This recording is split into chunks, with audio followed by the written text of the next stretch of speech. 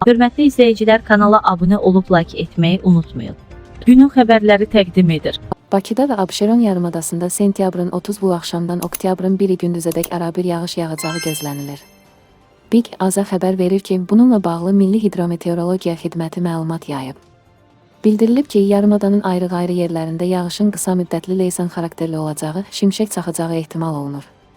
Azərbaycanın rayonlarında sentyabrın 30 bu axşamdan başlayaraq oktyabrın 2-si axşamadək hava şəraitinin fasilələrlə yağıntılı olacağı, şimşək çaxacağı gözlənilir.